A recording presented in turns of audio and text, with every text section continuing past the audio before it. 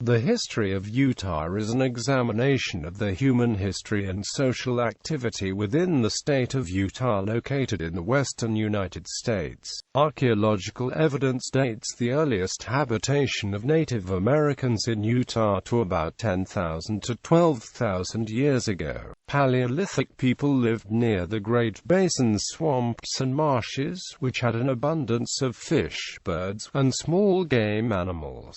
Big game, including bison, mammoths and ground sloths, also were attracted to these water sources. Over the centuries, the megafauna this population was replaced by the desert archaic people, who sheltered in caves near the Great Salt Lake, relying more on gathering than the previous Utah residents. The diet was mainly composed of cattails and other salt-tolerant plants such as pickleweed, burrowweed and sedge. Red meat appears to have been more of a luxury, although these people used nets and the atlatl to hunt waterfowl, ducks, small animals and antelope. Artifacts include nets woven with plant fibers and rabbit skin, woven sandals, gaming sticks, and animal figures made from split twigs. About 3,500 years ago, lake levels rose and the population of desert archaic people appears to have dramatically decreased. The Great Basin may have been almost unoccupied for 1,000 years. The Fremont culture, named from sites near the Fremont River in Utah, lived in what is now north and western Utah and parts of Nevada, Idaho and Colorado from approximately 600 to 1300 AD. These people lived in areas close to water sources that had been previously occupied by the desert archaic people, and may have had some relationship with them.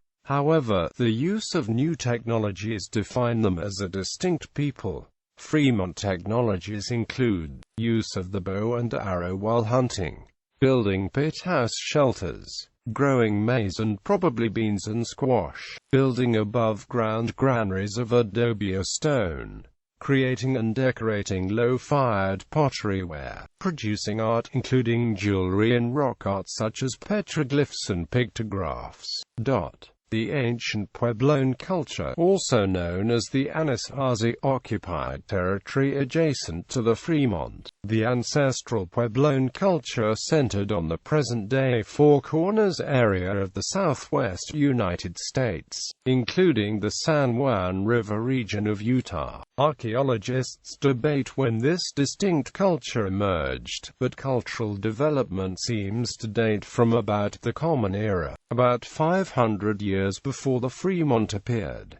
It is generally accepted that the cultural peak of these people was around the 1200 CE. Ancient Puebloan culture is known for well-constructed pit houses and more elaborate adobe and masonry dwellings. They were excellent craftsmen, producing turquoise jewelry and fine pottery. The Puebloan culture was based on agriculture, and the people created and cultivated fields of maize, beans, and squash and domesticated turkeys. They designed and produced elaborate field terracing and irrigation systems. They also built structures, some known as kivas, apparently designed solely for cultural and religious rituals. These two later cultures were roughly contemporaneous, and appear to have established trading relationships. They also shared enough cultural traits that archaeologists believe the cultures may have common roots in the early American Southwest.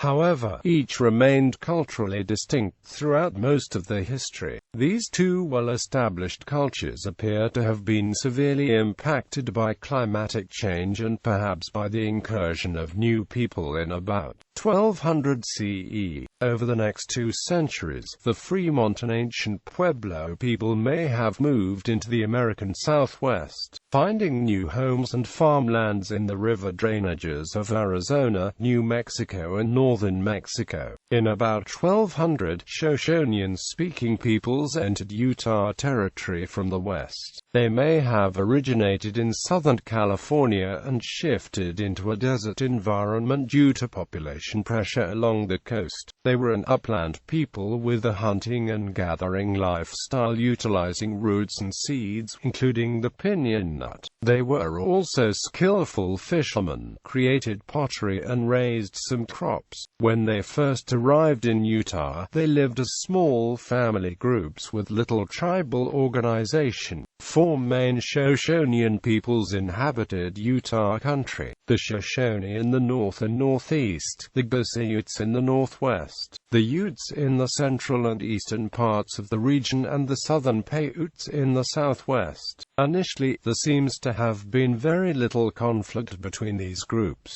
In the early 16th century, the San Juan River basin in Utah's southeast also saw a new people, the Dina Navajo. Part of a greater group of Plains Athabascan speakers moved into the southwest from the Great Plains. In addition to the Navajo, this language group contained people that were later known as Apaches, including the Lipan, Jicarilla, and Mescalero Apaches. Athabascans were a hunting people who initially followed the bison, and were identified in 16th century Spanish accounts as dog nomads. The Athabascans expanded the range throughout the 17th century, occupying areas the Pueblo peoples had abandoned during prior centuries. The Spanish first specifically mentioned the Apache de Navajo in the 1620s, referring to the people in the Chama Valley region east of the San Juan River and northwest of Santa Fe. By the 1640s, the term Navajo was applied to these same people, although the Navajo newcomers established a generally peaceful trading and cultural exchange with some modern Pueblo peoples to the south. They experienced intermittent warfare with the Shoshonean peoples, particularly the Utes in eastern Utah and western Colorado. At the time of European expansion, beginning with Spanish explorers traveling from Mexico, 5 distinct native peoples occupied territory within the Utah area: the Northern Shoshone, the Goshute, the Ute, the Paiute, and the Navajo. European exploration. The Spanish explorer Francisco Vasquez de Coronado may have crossed into what is now southern Utah in 1540, when he was seeking the legendary Cibola. A group led by 2 Spanish Catholic priests, sometimes called the Dominguez Escalante expedition, left Santa Fe in 1776,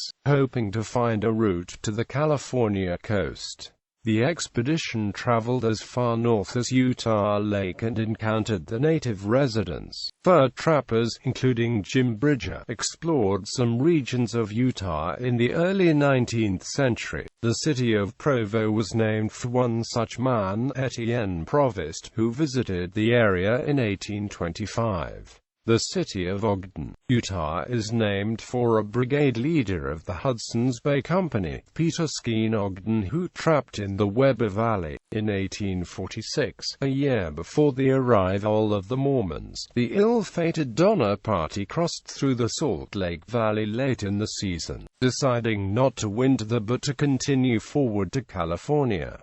Mormon settlement. Members of the Church of Jesus Christ of Latter-day Saints, known as Mormon pioneers, first came to the Salt Lake Valley on July 24, 1847. At the time, the U.S. had already captured the Mexican territories of Alta California and New Mexico in the Mexican-American War and planned to keep them, but those territories, including the future state of Utah, officially became United States territory upon the signing of the Treaty of Guadalupe Hidalgo, February 2, 1848. The treaty was ratified by the United States Senate on March 10, 1848. Upon arrival in the Salt Lake Valley, the Mormon pioneers found no permanent settlement of Indians. Other areas along the Wasatch Range were occupied at the time of settlement by the northwestern Shoshone and adjacent areas by other bands of Shoshone such as the Goshute. The northwestern Shoshone lived in the valleys on the eastern shore of Great Salt Lake and in adjacent mountain valleys. Some years after arriving in the Salt Lake Valley, Mormons, who went on to colonize many other areas of what is now Utah, were petitioned by Indians for recompense for land taken.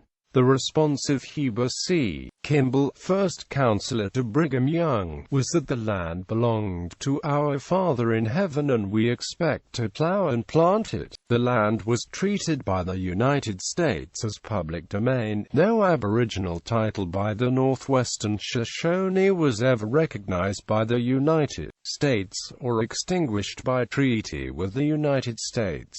Colonizing the desert. Upon arriving in the Salt Lake Valley, the Mormons literally had to make a place to live. They created irrigation systems, laid out farms, built houses, churches and schools. Access to water was crucially important. Almost immediately, Brigham Young set out to identify and claim additional community sites. While it was difficult to find large areas in the Great Basin where water sources were dependable and growing seasons long enough to raise vitally important subsistence crops, satellite communities began to be formed. Shortly after the first company arrived in the Salt Lake Valley in 1847, the community of Bountiful was settled to the north. In 1848, settlers moved into lands purchased from Trapper Miles Goodyear in present-day Ogden.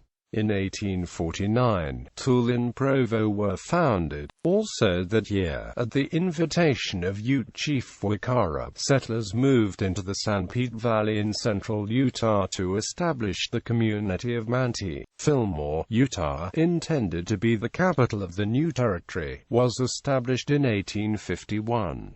In 1855, missionary efforts aimed at Western native cultures led to outposts in Fort Lemmy, Idaho, Las Vegas, Nevada, and Elk Mountain in east-central Utah. The experiences of returning members of the Mormon Battalion were also important in establishing new communities. On the journey west, the Mormon soldiers had identified dependable rivers and fertile river valleys in Colorado, Arizona, and Southern California. In addition, as the men traveled to rejoin the families in the Salt Lake Valley, they moved through southern Nevada and the eastern segments of southern Utah. Jefferson Hunt, senior Mormon officer of the battalion, actively searched for settlement sites, minerals and other resources. His report encouraged 1851 settlement efforts in Iron County, near present-day Cedar City. These southern explorations eventually led to Mormon settlements in St. George, Utah, Las Vegas and San Bernardino, California, as well as communities in southern Arizona.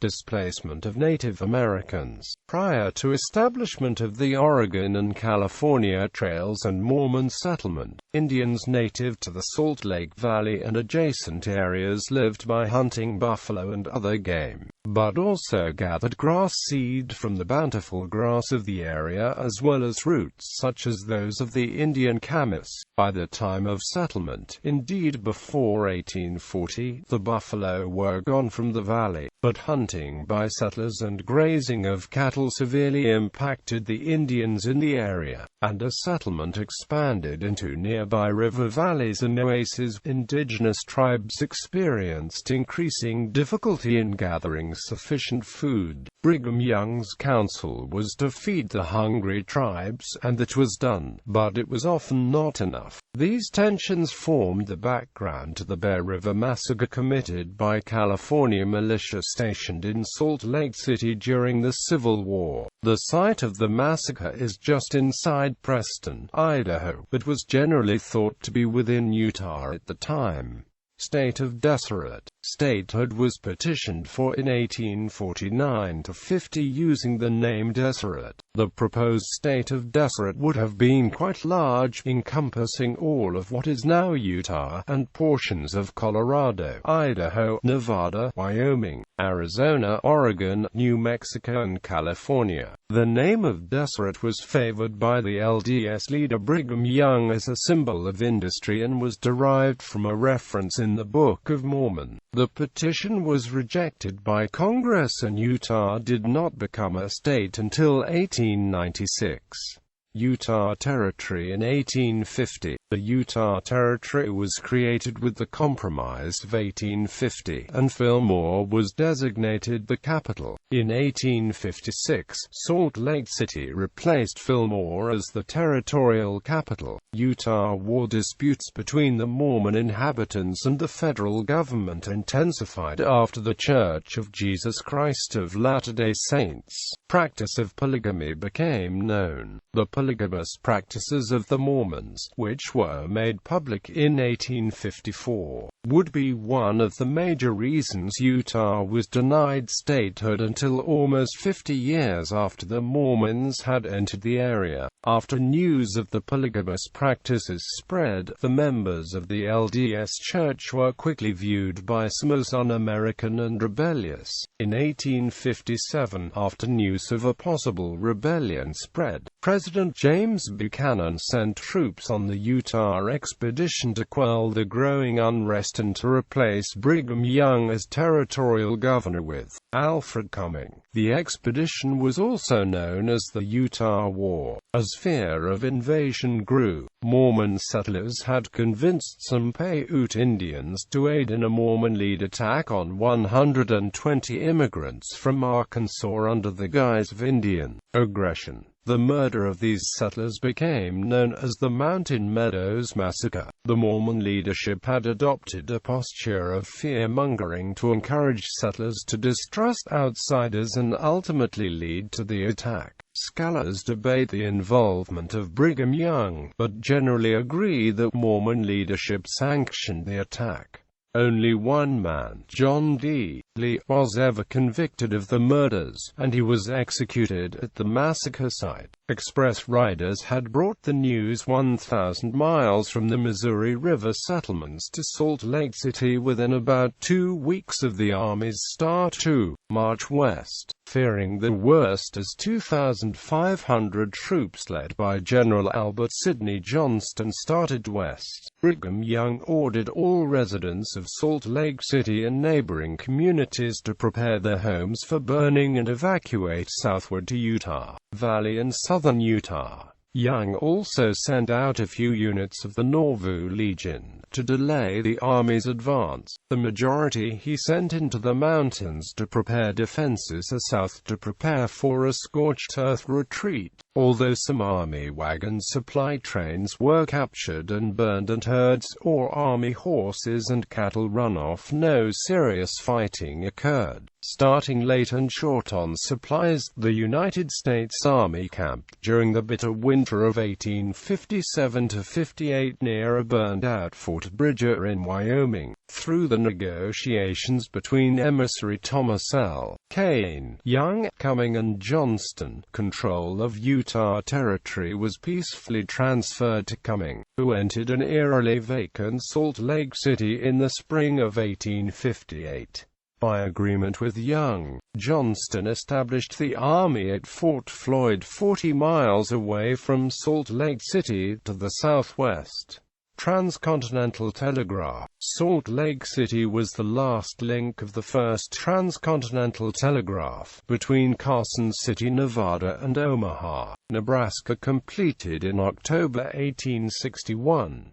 Brigham Young, who had helped expedite construction, was among the first to send a message, along with Abraham Lincoln and other officials. Soon after the telegraph line was completed, the Deseret Telegraph Company built the Deseret Line connecting the settlements in the territory with Salt Lake City and, by extension, the rest of the United States. Civil War. Because of the American Civil War, federal troops were pulled out of Utah Territory, leaving the territorial government in federal hands without Army backing until General Patrick E. Connor arrived with the 3rd Regiment of California Volunteers in 1862. While in Utah, Connor and his men soon became discontent with this assignment, wanting to head to Virginia where the real fighting and glory was occurring. Connor established Fort Douglas just 3 miles east of Salt Lake City and encouraged his bored and often idle men to go out and explore for mineral deposits to bring more non-Mormons into the state. Minerals were discovered in Toole County, and some miners began to come to the territory. Connor also solved the Shoshone Indian problem in Cache Valley, Utah by luring the Shoshone into a midwinter confrontation on January 29, 1863. The armed conflict quickly turned into a rout. Discipline among the soldiers broke down, and the Battle of Bear River is today usually referred to by historians as the Bear River Massacre. Between 200 and 400 Shoshone men, women and children were killed, as were 27 soldiers, with over 50 more soldiers wounded or suffering from frostbite. Beginning in 1865, Utah's Black Hawk War developed into the deadliest conflict in the territory's history. Chief Antonga Black Hawk died in 1870, but fights continued to break out until additional federal troops were sent in to suppress the Ghost Dance of 1872.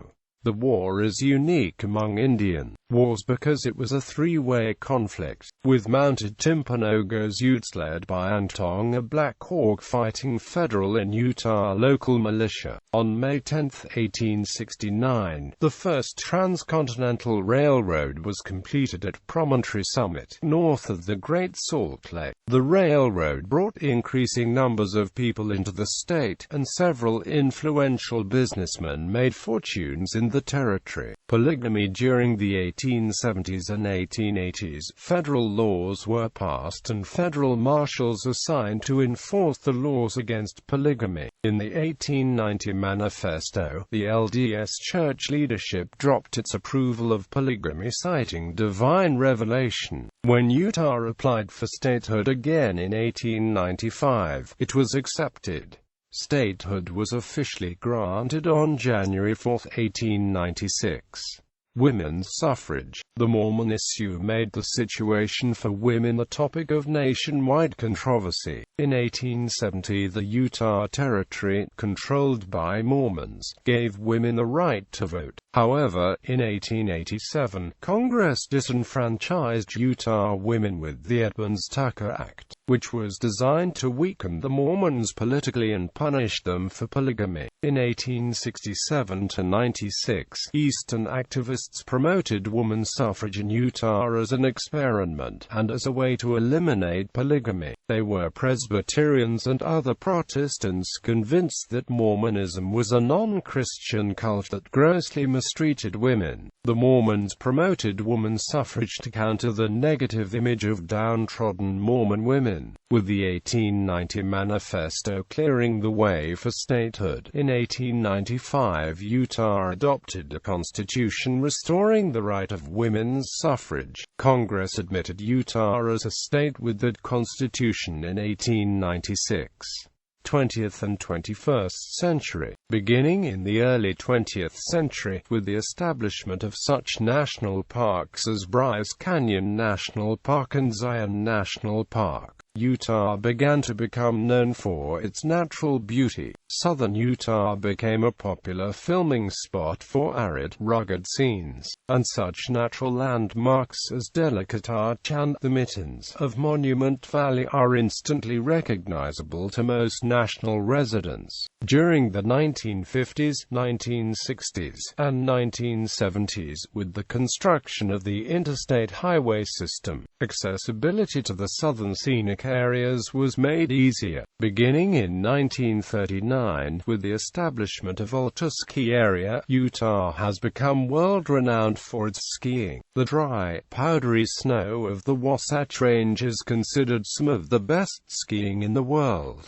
Salt Lake City won the bid for the 2002 Winter Olympics in 1995, and this has served as a great boost to the economy. The ski resorts have increased in popularity, and many of the Olympic venues scattered across the Wasatch Front continue to be used for sporting events. This also spurred the development of the light rail system in the Salt Lake Valley, known as TRAX, and the reconstruction of the freeway system around the city.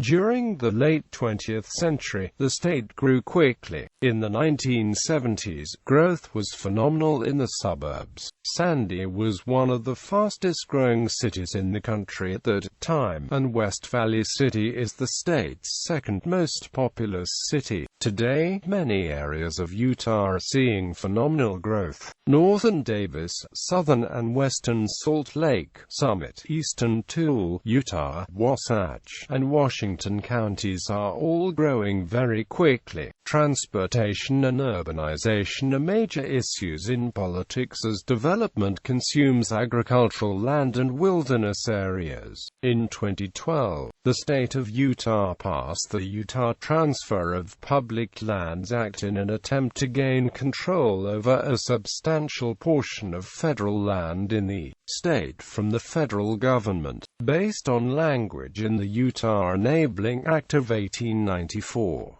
The state does not intend to use force or assert control by limiting access in an attempt to control the disputed lands, but does intend to use a multi-step process of education, negotiation, legislation, and, if necessary, litigation as part of its multi-year effort to gain state or private control over the lands after 2014.